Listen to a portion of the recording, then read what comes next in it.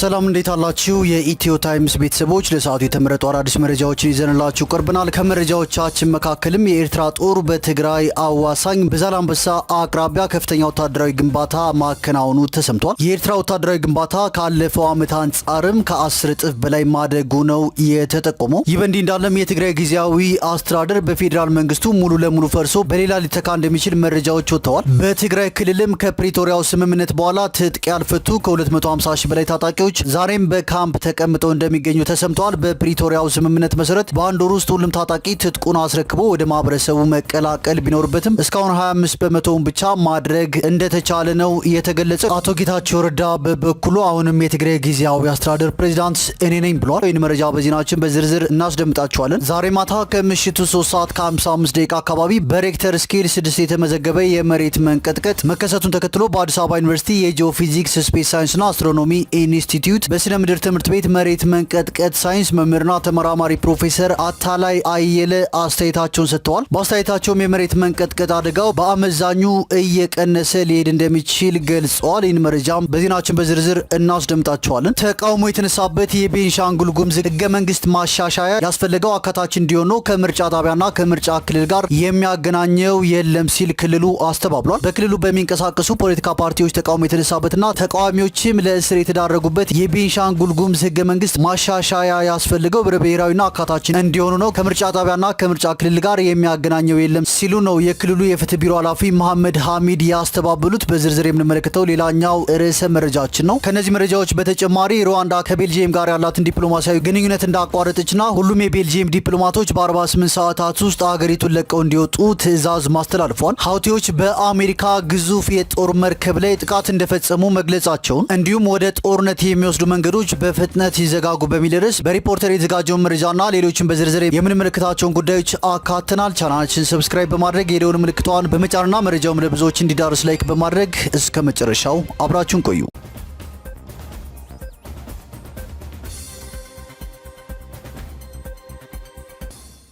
ወደ መጀመሪያው መረጃችን ስናልፍ የሳተላይት ምስሎች ይፋ እንዳደረጉት የኤርትራ ጦር በትግራይ አዋሳኝ በዛላምበሳ አቅራቢያ ከፍተኛ ወታደራዊ ግንባታ ማከናወኑ ተገልጿል። ይህ በተለይም ካለፈው ዓመት ጥር ወር ከነበረው የኤርትራ ወታደራዊ ግንባታ አንጻር የአሁኑ ከ10 እጥፍ በላይ ማደጉ ነው የተጠቆመው። የሳተላይት ምስሎች እንደሚያሳዩትም በርካታ መድፎች ተሰልፈው ይታያሉ። በሌላ መረጃ ደግሞ የትግራይ ጊዜያዊ አስተዳደር በፌዴራል መንግስቱ ሙሉ ለሙሉ ፈርሶ በሌላ ሊተካ መሆኑን መረጃዎች ወጥተዋል። አሁን ያለውና ከሰሞኑ በታጣቂዎች የተበተነው የእነ አቶ ጌታቸው ረዳ አስተዳደር ጊዜው ስላለቀ ከክልሉ ምሁራንና ፖለቲከኞች የተውጣጣ አዲስ የጊዜያዊ አስተዳደር እንደሚዋቀር መረጃዎች ወጥተዋል። አዲሱ አስተዳደር እስከ ምርጫ ድረስ የሚቀጥል ይሆናልም የተባለ ሲሆን ስልጣን በኃይል የያዘው የነ ደብረ ጽዮን ቡድን ይህንን ሀሳብ የማይቀበል ከሆነ በጀት ማገድ እንዳለ ሆኖ መከላከያ ወደ ክልሉ ገብቶ ህግ እንደሚያስከብር መረጃዎች ወጥተዋል። በተያያዘ መረጃ ደግሞ በትግራይ ክልል ትጥቅ ያልፈቱ ከ250 ሺህ በላይ ታጣቂዎች እንደሚገኙ ተነግሯል። በትግራይ ክልል ከፕሪቶሪያው ስምምነት በኋላ ትጥቅ ያልፈቱ ከ250 ሺህ በላይ ታጣቂዎች ዛሬም በካምፕ ተቀምጠው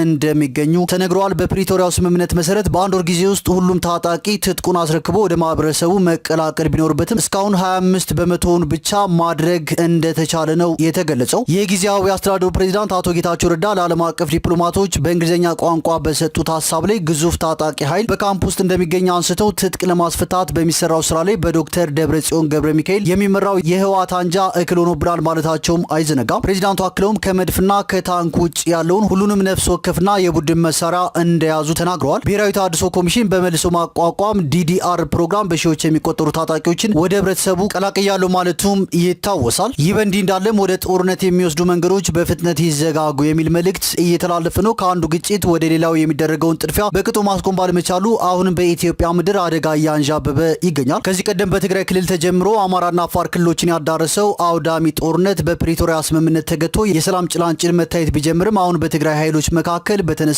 ሰጣ ገባ ምክንያት ወደ ደም መፋሰስ የሚያስገባ እንቅስቃሴ እየተስተዋለ ነው። በህወሓት አመራሮች መካከል በተፈጠረው ክፍፍል ሳቢያ ለወራት በቃላት ጦርነት ውስጥ የከረመው የትግራይ ክልል አሁን ደግሞ ወደ ለየለት ትርምስ ውስጥ የሚያስገባው አደገኛ ክስተት እየተፈጠረ ነው። የክልሉ ጊዜያዊ አስተዳደር ፕሬዝዳንት አቶ ጌታቸው ረዳ የፌዴራል መንግስት በክልሉ ጣልቃ መግባትና ማንኛውንም አይነት ድጋፍ ለማድረግ ከበቂ በላይ ምክንያት እንዳለው በፕሪቶሪያ ስምምነት የተሳተፉ የፌዴራል መንግስትና ዓለም አቀፍ ማህበረሰብ በክልሉ ያለው ሁኔታ እያሽቆለቆለ መምጣቱንና የስምምነቱ መፍረስ የሚያስከትለውን የሚያጋጥመውን አደጋ ከግምት ውስጥ ማስገባት እንዳለባቸው ማሳሰባቸው የችግሩን ክብደት ያሳያል ነው የተባለው። የሰሜን ኢትዮጵያ አውዳሚ ጦርነት በፕሪቶሪያ ስምምነት ተገቶ ለዘለቄታዊ ሰላም ጥርጊያውን የሚያመቻቹ ስራዎች በወጉ ሳይከናወኑ በትግራይ ክልል ከፍተኛ አደጋ ሊፈጥሩ የሚችሉ ችግሮች በስፋት እየታዩ ነው። ከዚህ ቀደም በህወሓት ጉባኤ ማድረግና ለማድረግ የተነሳው ውዝግብ ከድርጅቱ ውስጣዊ ችግርነት አልፎ በወታደራዊ አዛዦች ላይ የእገዳ ውሳኔ ሲተላለፍ ብዙዎችን ስጋት ውስጥ ከቶ ነበር። በክልሉ የተለያዩ አካባቢዎች በተኩሱ የታጀቡ የአስተዳደር መዋቅሮችን መቆጣጠር መጀመርም ስጋቱን አባብሷል። የጊዜያዊ አስተዳደሩ ፕሬዝዳንት እንዳሉት የፕሪቶሪያ ስምምነት እየፈረሰ ክልሉ የማይወጣው ችግር ውስጥ እየገባ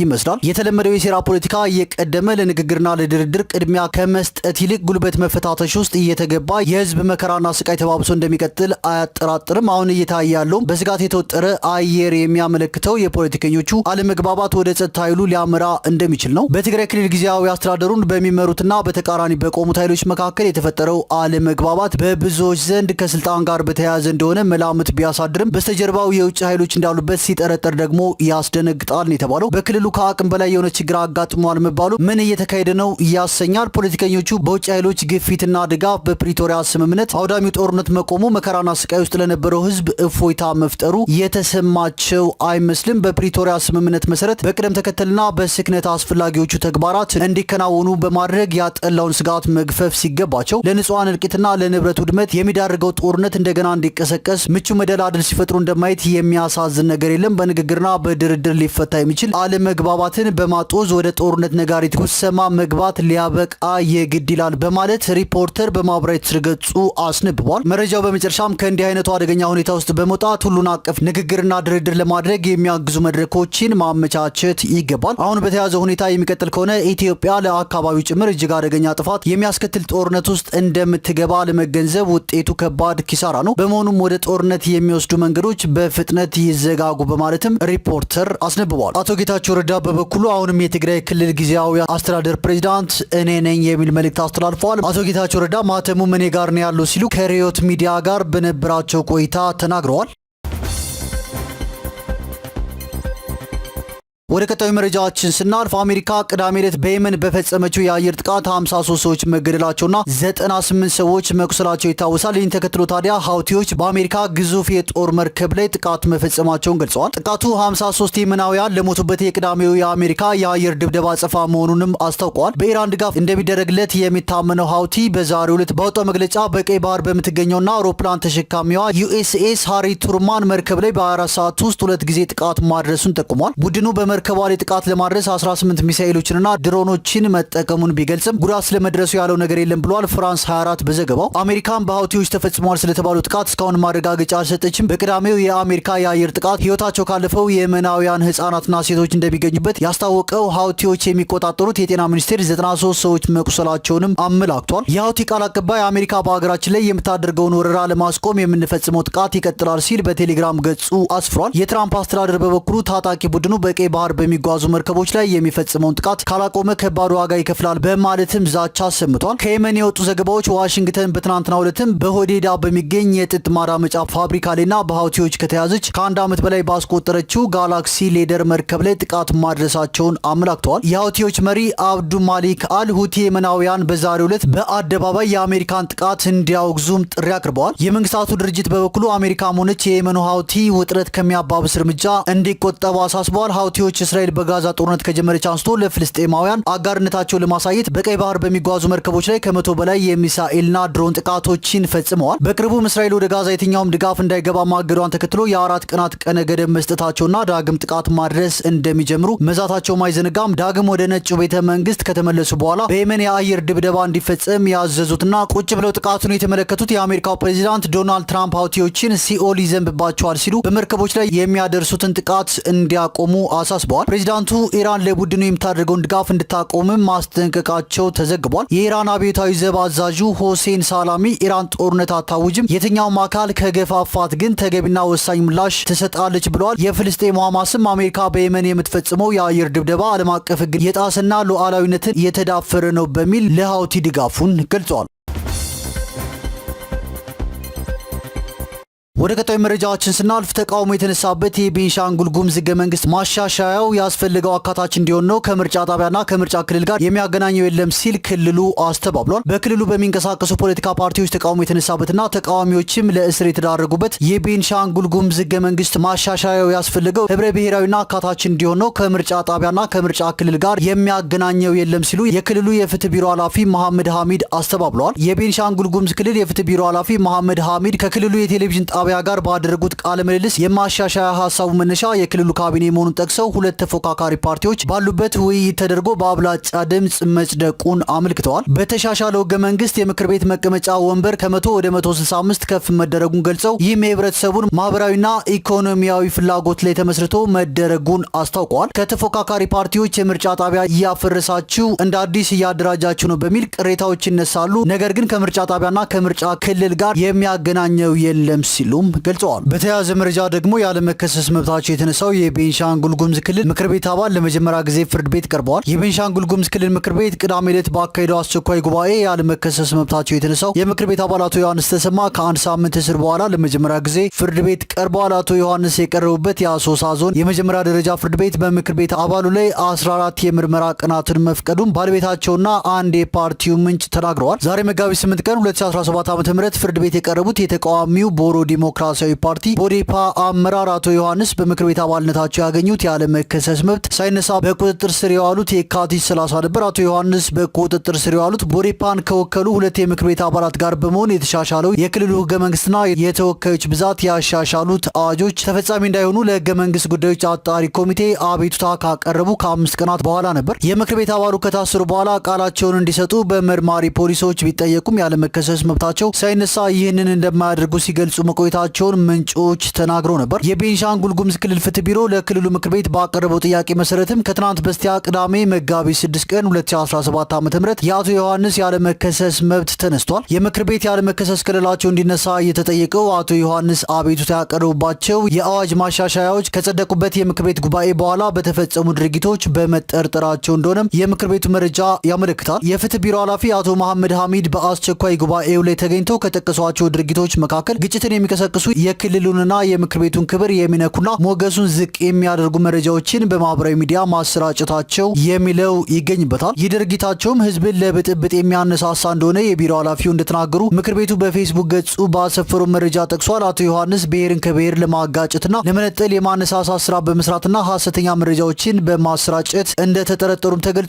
መንግስትን በኃይል ለመናድ ከሚጠሩ አካላት ጋር ግንኙነት እንዳላቸውም አመላካች መረጃዎች እንዳሉም ተነግሯል። አቶ ዮሐንስ በእነዚህ ጉዳዮች እንደተጠረጠሩ ማብራሪያ የቀረበለት የክልሉ ምክር ቤትም ያለመከሰስ መብታቸው እንዲነሳ ወስኗል። የምክር ቤት አባሉ ዛሬ ረፋድ ላይ ፍርድ ቤት ሲቀርቡ መርማሪ ፖሊስ በእነዚህ ድርጊቶች እንደጠረጠራቸው ማስረዳቱን በችሎት ውሎ ላይ የተገኙ የፓርቲው ምንጭ ተናግረዋል። የክልሉን ህገ መንግስት ለመናድ መንቀሳቀስ፣ ከውጭ ኃይሎች ጋር ግንኙነት መፍጠር እንዲሁም የክልሉን ከፍተኛ አመራሮች መሳደብ አቶ ዮሐንስ ከተጠረጠሩባቸው ድርጊቶች መካከል እንደሆኑ መገለጹን ምንጩ አስረድተዋል። የክልሉ ምክር ቤት የወሰነውን ጉባኤ ወደ ጎን በመተው ታች ላለው ህብረተሰብ የተሳሳተ መረጃ በመስጠትና በማህበራዊ ሚዲያ ግጭት ቀስቃሽ መልእክት ማስተላለፍ ድርጊቶችም ተጠርጥረዋል የተባለው መርማሪ ፖሊስ በአቶ ዮሐንስ ስልክ ላይ የፎረንሲክ ምርመራ ለማካሄድና የተለያዩ ማስረጃዎችን ማደራጀት የ14 ቀናት የምርመራ ጊዜ እንዲፈቀድለትም ለችሎቱ ጥያቄ ማቅረቡን የፓርቲው ምንጭ አስረድተዋል። ከመርማሪ ፖሊስ በኋላ የመናገር ዕድል ያገኙት አቶ ዮሐንስ በበኩላቸው አንድ ሰው ህገ መንግስት ለመናድ ተንቀሳቀሰ የሚባለው ኃይል ሲኖረው፣ የተደራጀ የጦር ካምፕ ሲኖረውና ይህም በመረጃ ሲረጋገጥ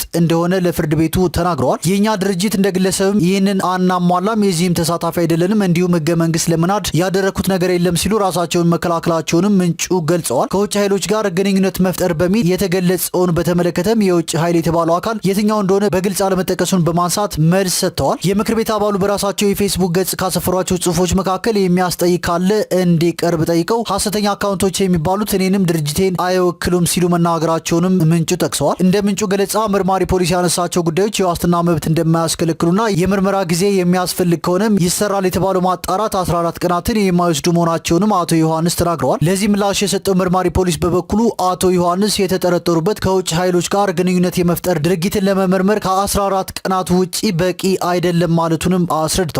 የግራ ቀኙን ክርክር ያደመጠው የአሶሳ ዞን የመጀመሪያ ደረጃ ፍርድ ቤትም መርማሪ ፖሊስ የተጠየቀውን የ14 ቀናት የምርመራ ጊዜ በመፍቀድ ለመጪው መጋቢት 22 ቀን 2017 ዓ.ም ቀጠሮ ሰጥቷል።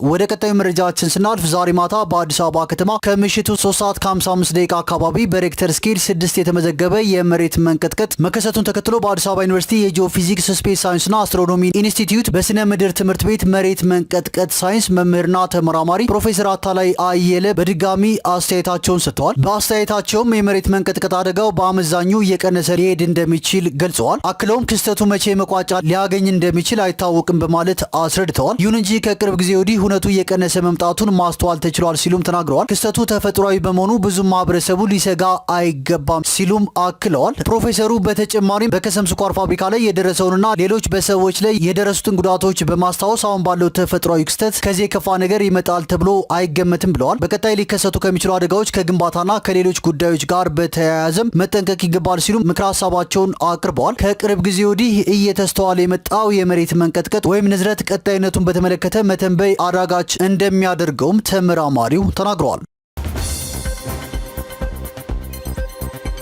ወደ ቀጣዩ መረጃችን ስናልፍ ሩዋንዳ ከቤልጂየም ጋር ያላትን ዲፕሎማሲያዊ ግንኙነት እንዳቋረጠችና ሁሉም የቤልጂየም ዲፕሎማቶች በ48 ሰዓታት ውስጥ አገሪቱን ለቀው እንዲወጡ አዝዣለሁ ብላለች። የሩዋንዳ የውጭ ጉዳይ ሚኒስቴር በዲሞክራቲክ ሪፐብሊክ ኮንጎ ውስጥ በተፈጠረው ግጭት ቤልጂየም ሩዋንዳን ያለማቋረጥ ኮንነዋል ያሉ ሲሆን ሁሉም የቤልጂየም ዲፕሎማቶች በ48 ሰዓት ውስጥ ኪጋሊ ለቀው እንዲወጡ አዛለች። ቤልጂየም ሩዋንዳ የወሰደችው እርምጃ ተገቢ እንዳልሆነ ጠቅሳ በሩዋንዳ የሚገኙ ዲፕሎማቶቿንም አስወጥታለች።